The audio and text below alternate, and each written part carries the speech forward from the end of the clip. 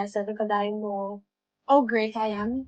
I know what I am capable of doing. So once I'm healthy, I know everything will be fine. The hair must qualify, but not the result I wanted, you know? One man that told me, cool, but they say, you must need to qualify. Yeah. Try to work hard each time, you know.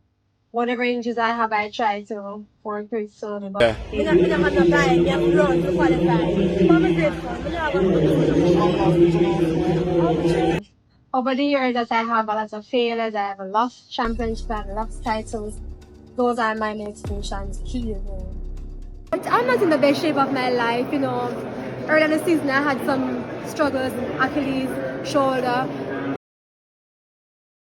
Elaine Thompson-Herah has just pulled off one of the most silent and shocking returns in recent track and field memory, and no one saw it coming. After months of radio silence, missed championships, and the haunting image of her being lifted off the track in New York, the two-time Olympic double sprint champion is suddenly back, training. But not just training anywhere, she's rejoined Elite Performance, under the guidance of coach Ronaldo Walcott.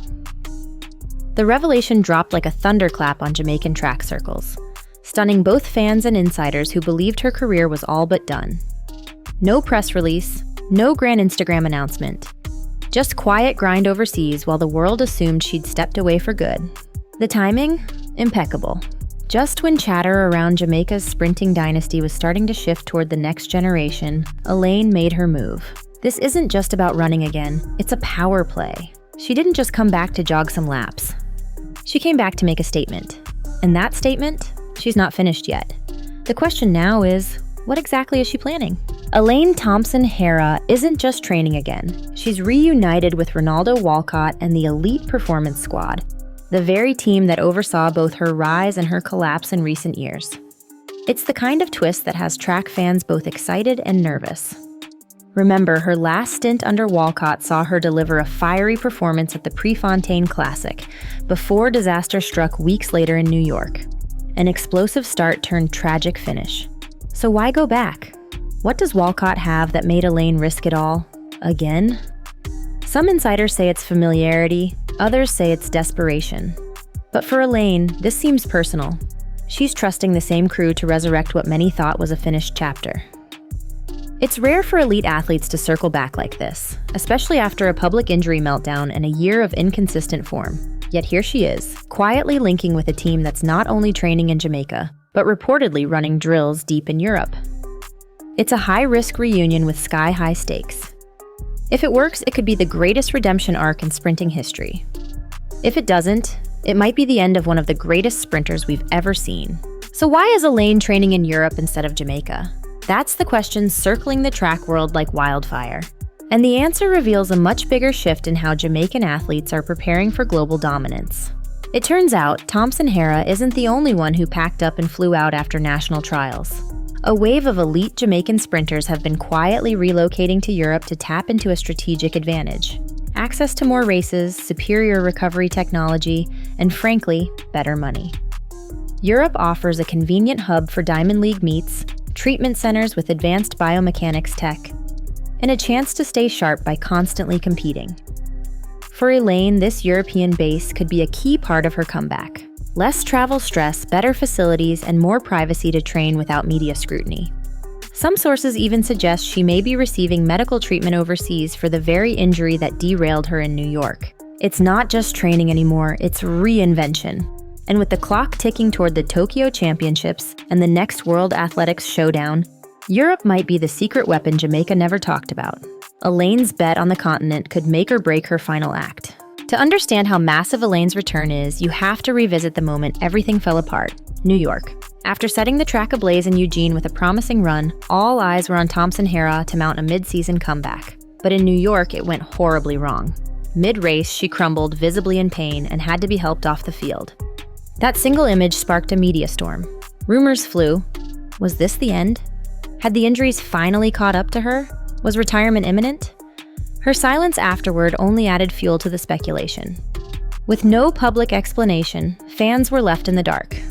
The woman who had once made sprinting look effortless was now reduced to a cautionary tale about overtraining and age. Sponsors stayed quiet, coaches shifted focus, And for months, the track world moved on. But behind the scenes, Elaine wasn't done. The injury may have stopped her body, but it didn't kill her mindset. Now, her return feels like a defiant response to everyone who doubted her. That New York breakdown wasn't the finale. It was the reset button. And from what we're seeing now, Elaine might be writing a new ending to her story. It wasn't just the injury, it was the silence that followed. For fans who once watched Elaine dominate Olympic finals with ease, the quiet was deafening. She disappeared from the headlines, skipped races, missed trials, and for months no one knew where she was or what came next. That absence gave way to doubt. Former fans started labeling her a finished product. Social media fed the flames. The longer she stayed away, the more final it felt. And when she failed to appear at the Jamaican trials, many assumed the worst: retirement. It was heartbreaking for supporters who still remembered her 10 divorces masterclass and her Olympic history-making double-doubles. But now, out of nowhere, she's back in training, back with her old team, and clearly not ready to walk away quietly. That disappearance? Maybe it wasn't retreat, it was recalibration. Elaine has always been private, and maybe that's exactly why her return feels so jarring. She didn't come back with fanfare. She came back with work boots on. Now the track world is forced to reconsider. The same people who wrote her off are rewriting their takes, and fast. Let's talk critics.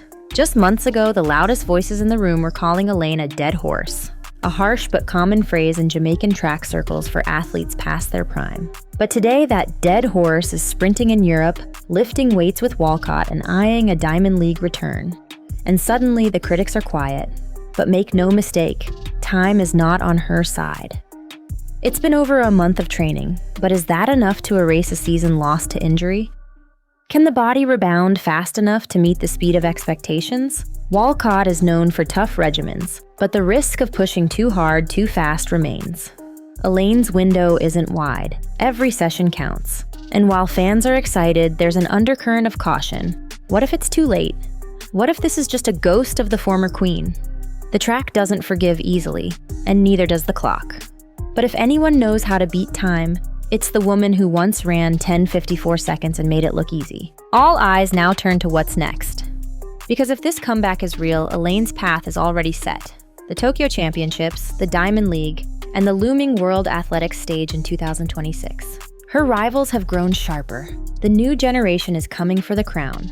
But Elaine's name still echoes in stadiums for a reason. She didn't just win medals, she rewrote history. The question now is this her last dance or the start of one final chapter? There's a hunger in her return that feels different. Not flashy, not loud, but calculated. The excitement is back. Track and field feels electric again. And it's not just nostalgia, it's the promise of a storm. Elaine Thompson-Herah may not say much publicly, but her feet have always done the talking. If she's really back and if her body holds up, the world better brace itself. Because sprinting's queen isn't just jogging back into the spotlight. She's charging full speed, and she's got something to prove.